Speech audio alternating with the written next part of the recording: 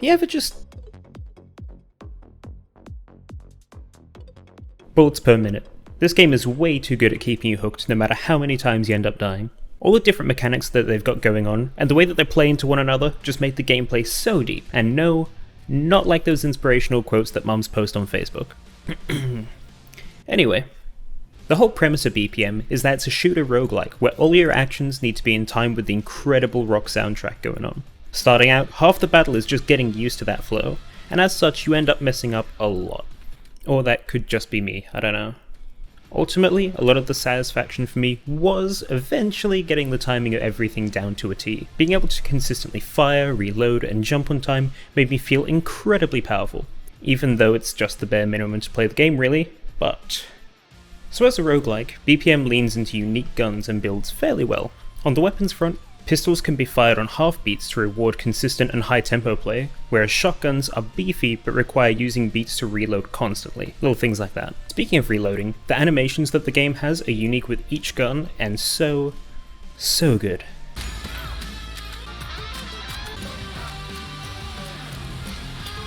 Not only that, but the variety of guns and characters to choose from is pretty solid across the board. Match this with some of the more interesting perks and you've got yourself a good time. For example, do you want a rocket launcher with obscene damage and auto-aim? That's a 10. How about unlimited jumps and a revolver to fly around like a batshit insane Clint Eastwood? With the addition of passive stats to increase the reach run as well, particularly speed, the game turns into a cross between a rhythm game and Quake that plays out so much better than I thought it would initially. Ultimately, it's the discovery of these crazy broken builds that stick with you the most, and generally outweigh the many deaths that you'll have. Good god, there's a lot of death. Now you might say, hey Brad, isn't dying the point of a roguelike? And to that I would say, yes. Shut up, Clive.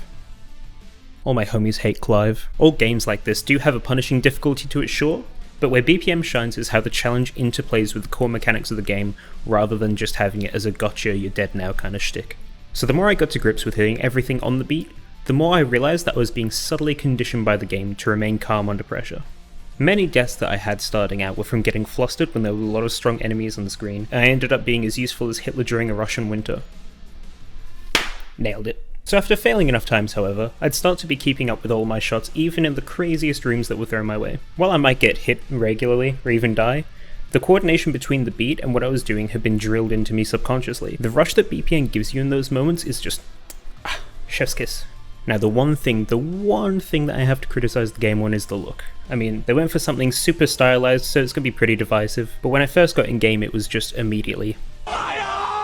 Like, the saturation in this is cranked up to an 11. You can turn it down the settings, which I did a little, but then eventually it just hits a point where what's underneath is kind of bland to me. I did eventually get used to it, and some floors do definitely suit the aesthetic better than others, but as a whole it really wasn't doing anything for me. In contrast to the looks, the music is phenomenal in this game. It's a soundtrack that really has to be experienced firsthand, and I say that because the songs really do become an experience when you play through the game. Everything you do that's in sync with the beat adds to the songs in a fantastic way, to the point where between rooms I would just constantly dash because I really liked the punchy bass sound that it added.